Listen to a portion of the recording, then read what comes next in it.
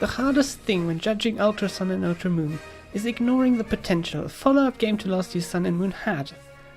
Around release of these two games, Eurogamer leaked that they had information of a third version, codenamed Pokémon Stars, which was supposed to be released for Nintendo Switch in late 2017.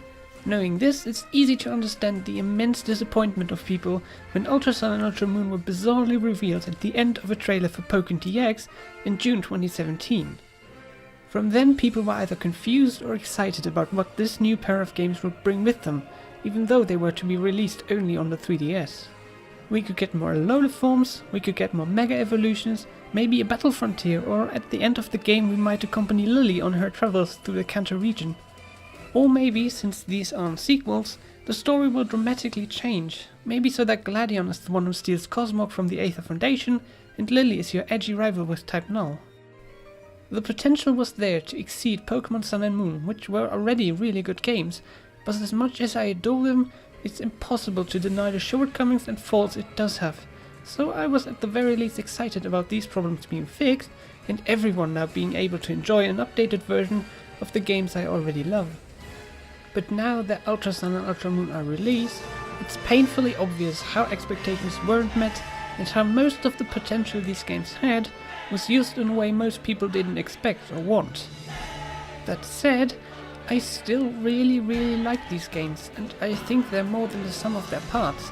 So in this video I want to analyze the changes and additions to the Alola region, compare these games to Sun and Moon, as well as give my personal opinion about them. For the record, I have played through Ultra Moon once, now clocked in at around 100 hours played, and I have completed the Pokédex and pretty much all of the content. I mostly played with XP share turned off, battle style on set, and was very stingy with healing items during battles, so that I could adequately judge the difficulty of this game.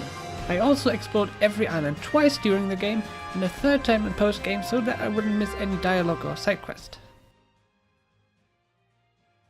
So now, let's start our journey on Melemele Island.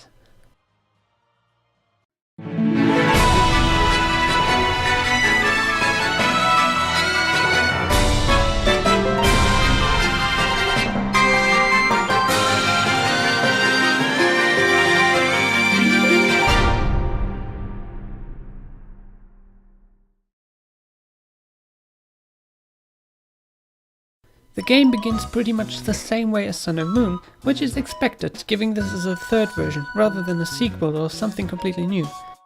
The first real difference, though, is the fact that instead of it taking ages for you to select your starter or just walk around freely, it now just takes a couple of minutes, which is a definitely needed improvement over Sun and Moon. I remember the first very sweet trailer for these games, with a Japanese boy moving to Hawaii and buying the new Pokémon games, which he used to connect with and make new friends. The video obviously isn't too truthful to these games, otherwise it would just show the kids sitting there for like 20 minutes reading dialogue before finally being able to choose their starter. Luckily they fixed it now, even though it's weird that they had to do it in the first place. It's actually crazy to look at the amount of stuff Sun and Moon throws at you in the beginning.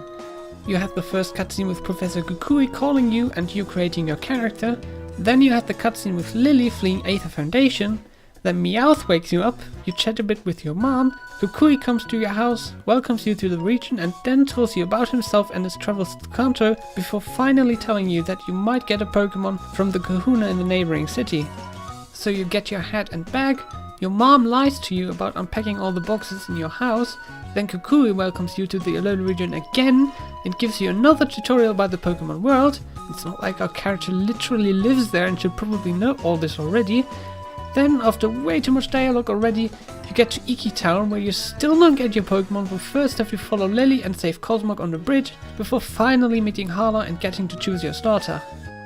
Ultra Sun and Ultra Moon cut a lot of this out, and at first I was kinda split on this, because I'm really into the story and characters of this region, so I feared that a lot of interesting dialogue as well as some nice setups for later revelations would suddenly be missing.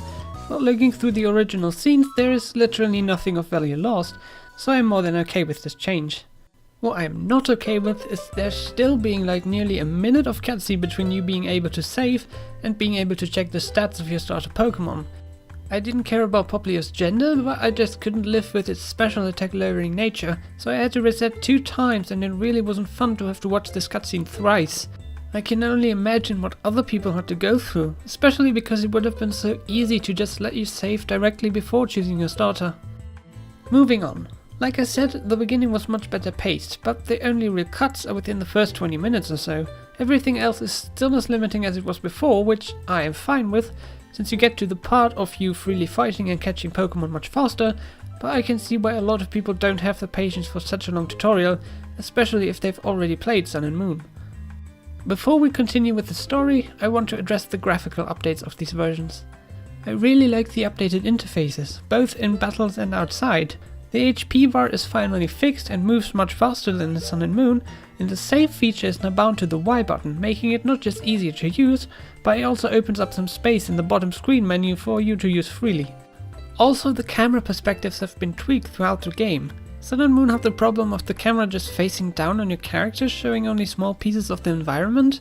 This has been fixed, making Alola feel much more beautiful and interesting. I might be wrong, but I think they also changed all the ground and grass textures for Melamela Island, making it look much more colourful and distinct. It's weird though that they didn't bother to update or change the textures for the other islands, making them feel a little bit samey. One thing that helps make all of this game feel different from Sun and Moon is the new music for wild Pokémon encounters as well as trainer battles. I really like this change, and although I found the wild Pokémon music a bit too intense the first couple of times I heard it, I got used to it very quickly, and now the music in Sun and Moon feels like it's missing something. One last thing I want to talk about are the Pokémon present in the overworld. Sun and Moon already did a pretty good job of incorporating Pokémon everywhere, but Ultra Sun and Ultra Moon take it a step further, though not as far as I would have liked. For Route 1, for example, you have Wingull and Murkrow flying above you on a set path. I really liked that, and it reminded me of the opening video for Diamond and Pearl, where you could see Starly flying above a route, and I still remember being very disappointed when this didn't really happen in game. And now I'm disappointed again, because this is literally the only place where a flying Pokémon helps make the world feel a little bit more alive. Later on, there are some more Pokémon put in the overworld, which really helps make Alola feel more alive, but it never happens enough for my tastes. I am, however, very hopeful that this shows that Game Freak is hoping to do more of this in the games for Nintendo Switch. And even though only a few Pokémon were added to the overworld, a lot of Pokémon were added to the tall grass. 100 new Pokémon, most of course from the first 6 generations, can be encountered now in addition to the 300 already available from Sun and Moon, and there are some really interesting additions, especially early on. Wild Zorua or Inkay are really cool to use for your teams, and again help make this game feel different from Sun and Moon. Also, it fixes some weird oversights, like Tropius not being available in game, but for some reason Blossom still isn't there. At least you see some walking around with their trainers in the overworld, which is something, I guess. Anyway, on our way to the festival in Iki Town, we first meet the Ultra Recon Squad, which also show up in the opening cutscene with Lily escaping from Aether Paradise. I don't really have a lot to say about the Ultra Recon Squad. In a way, it's really obvious and weird how their scenes are added to the already existing story, but every time I met them I was excited to learn more about them and their relationship to Necrozma, which turned out not to be that incredibly interesting. At least it didn't leave any lasting impact on me. The most interesting thing about them is that there are 4 characters in this Ultra Recon Squad, but throughout most of the game you will only encounter 2 of them. Dulce and Zossie in Ultra Sun, and Soliera and Fico in Ultra Moon. Their dialogue and personalities are different as well, with 2 of them wanting to control Necrozma, while the other pair wants to simply defeat it. Although it isn't as different as I would have liked, I really like the addition of version-exclusive characters and story beats, even though it just makes me want to buy both games.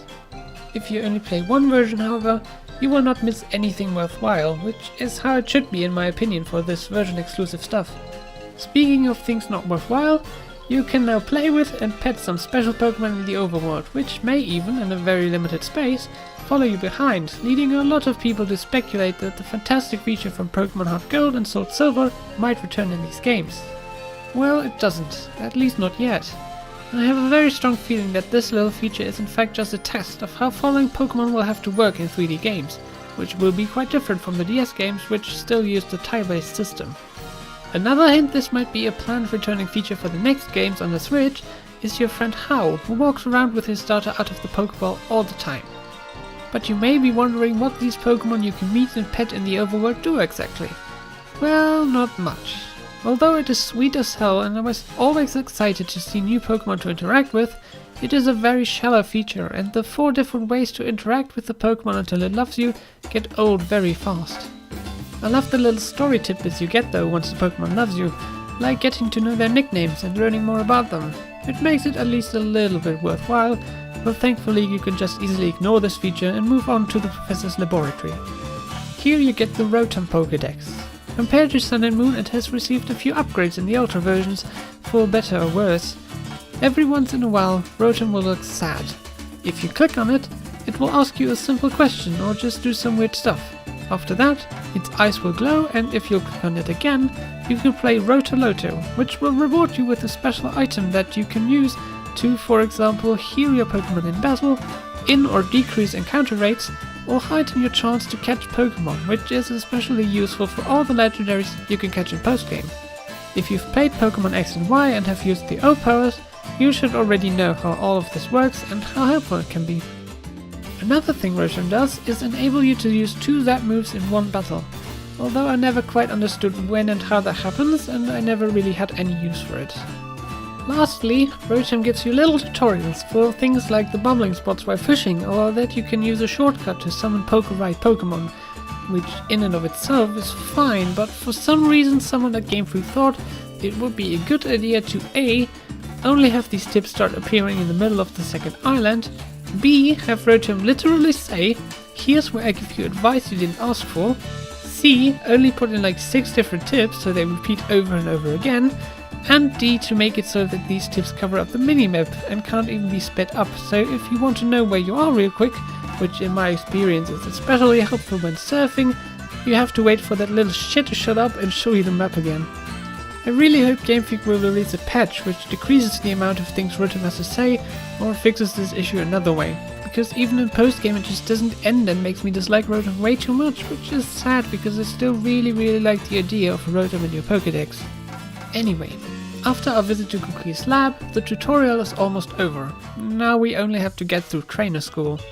But before that, we can finally step into a Pokémon Center, where I have 2 things to talk about. First, if you order a drink at the cafe, they now actually look like the drinks you've ordered, unless you order tea, cocoa or coffee. It's really weird to me that they took the time to put in models for lemonade, moo milk and pineapple juice, but not for the rest, which are still just nondescript white cups. The second thing I want to talk about is the special Rockruff, which you can get via mystery gift around release of these games.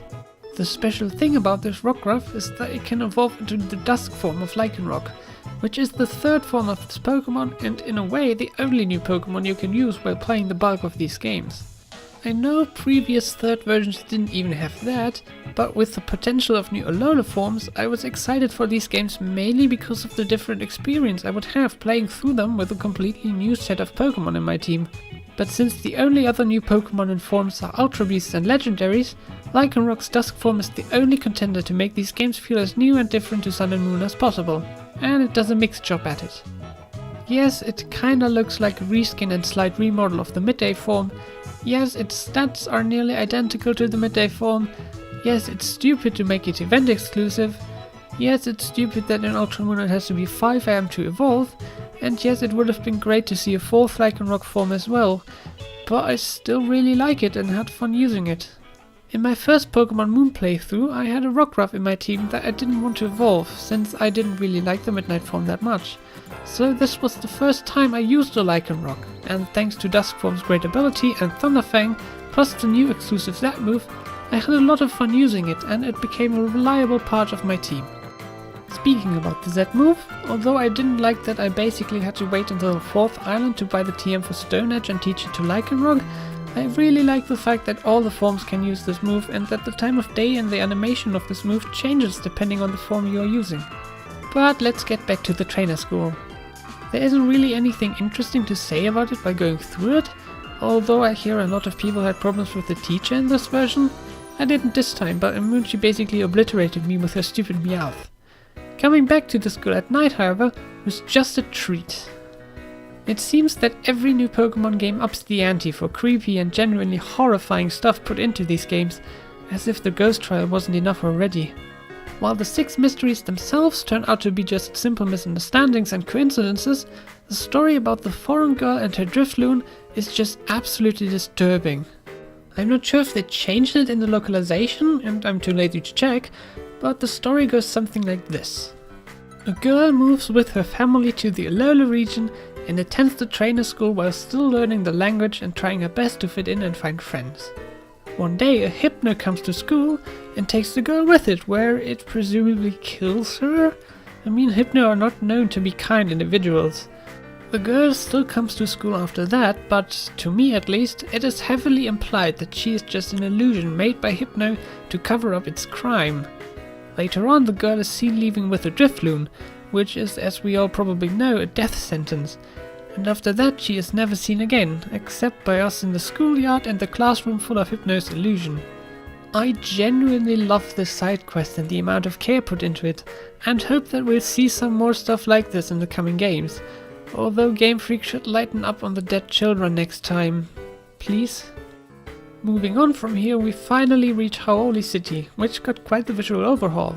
Like on the rest of the island, everything looks just better here, and I love that. One of the first things we get in this town is an upgrade to our Rotom Dex that will allow it to take photos, introducing the Poke Finder, a feature I am really split on. On the one side, I really love this little side activity, and I really enjoy seeing Pokemon just walking around and doing stuff, but in Sun and Moon it never really reached its full potential. Sadly, Ultra Sun and Ultra Moon don't fix any of the issues I had with it. I mean, it's still a great idea to upgrade the Poke Finder through the amounts of likes your pictures get, but why are all the upgrades just better zoom functionalities? I know there's an update with which you can call Pokemon to look at you, but since you need 1.5 million likes to unlock it, I have never seen it in person, and neither will I. To put that number into perspective, I have probably taken around 5 photos at every photo spot, and I only ended up with around 100,000 likes total, which isn't even 10% of what I need to unlock that final feature. Even if I would grind all the likes I need to get it, at that point I would be so sick of the Poke Finder that I would never want to touch it ever again. Also, compared to the new Photo Club, which I will discuss later, the motifs are just incredibly bland and you can't even decorate the taken pictures afterwards. This, plus the problem that you'll often just find the same Pokemon at the same spot over and over again, result in this feature that I was genuinely excited about for Sun and Moon, and genuinely hopeful for in Ultra Sun and Ultra Moon, being extremely disappointing. Another thing that's kinda disappointing to me are the customization options in this game. I liked what Sun and Moon did in comparison to X and Y, but no one could deny that there was just some massive potential for improvements concerning clothes and hairstyles, especially for the boys. And while the new clothes and hairstyles are appreciated, it's still not nearly enough, and I still don't understand why Game Freak doesn't just take the Animal Crossing road and allow every character to wear every piece of clothing and get every kind of hairstyle. Also, for some reason they still lock some of the options, especially hair colors, to post-game, and some of the clothing colors to the 2 versions, which is incredibly irritating. Just the lack of red hair, long-sleeved shirts, not short trousers, and small additional options like freckles or stuff like that. I guess we'll have to wait for the Switch version to get better customizing. Trust me, I will fucking cry if they reveal a fully fledged character creator. That said, I really do enjoy the added stuff, especially the outfits. Since I unlocked it, I only walked around looking like a Pokemon Center employee, and I can't wait to walk around like a Kommo-o my second playthrough, although the prices for this and the Lurantis stuff are just outrageous.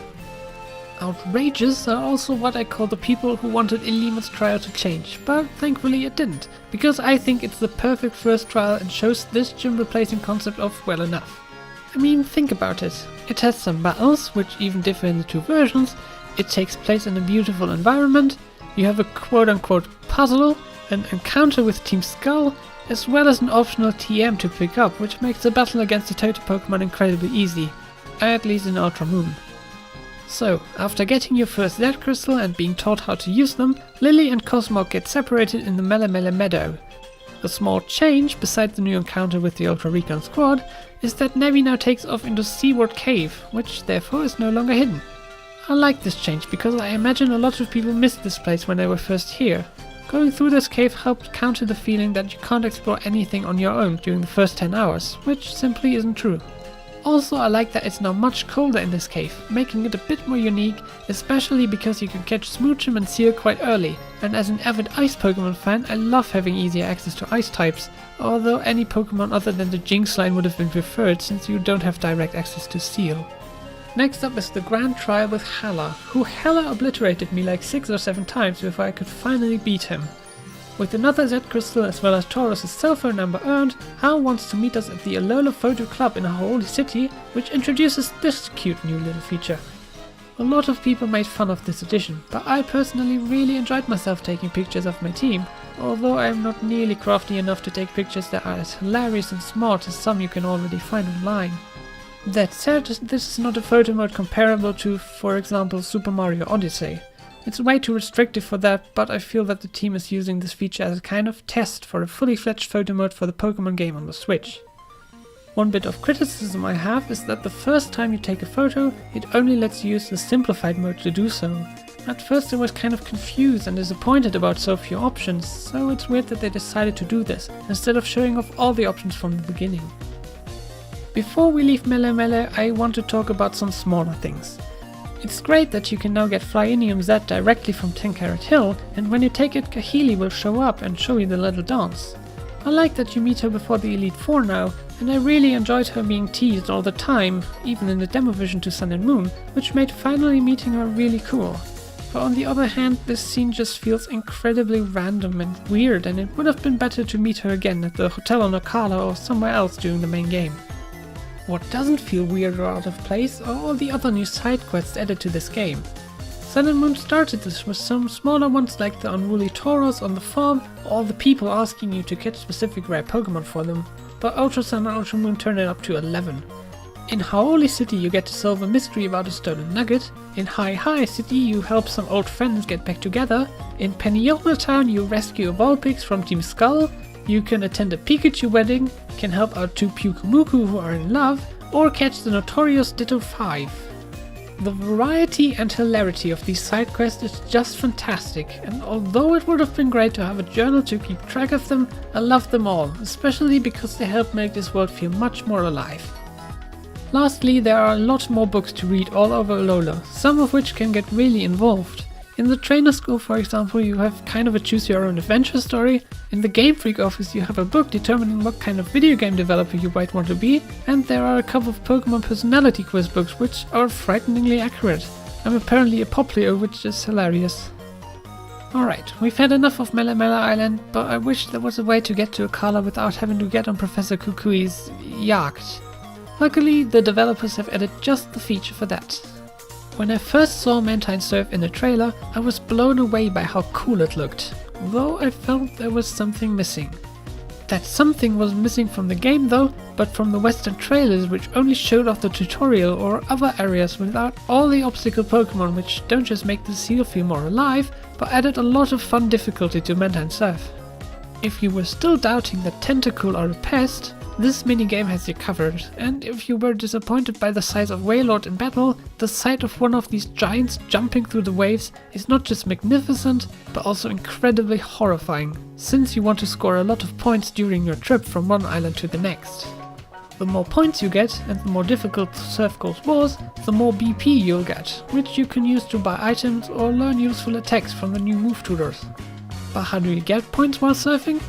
Well, you have to do some special moves while jumping in the air, which is really simple to do and really fun, but I was kind of let down by the fact that there are only 7 moves you can do.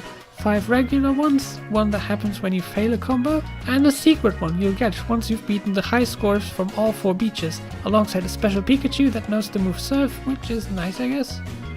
All in all, I really like this little side activity, mostly because it actually connects the 4 islands, which is something I always wanted in Sun and Moon, though it is a bit disappointing that the only time you can do this to actually get to a new island in the story is from Mele Mele to Okala. All the other voyages are still done via ships, but I guess it's the best way to ensure no one who doesn't like this feature is forced to do it. Fitting into the surfing theme, there's also a new regular trainer class with the Surfer. They fit in really well with the other kinds of trainers, but I always felt that the game could use 2 or 3 more regular trainer classes, because there is quite a lot of repetition going on. For the Switch versions, I really want for each trainer and NPC to look unique, which shouldn't be too hard if they actually implemented a character creator. But I digress. Now let's get off Mele Mele, which was full of little changes and additions, and travel to Akala Island.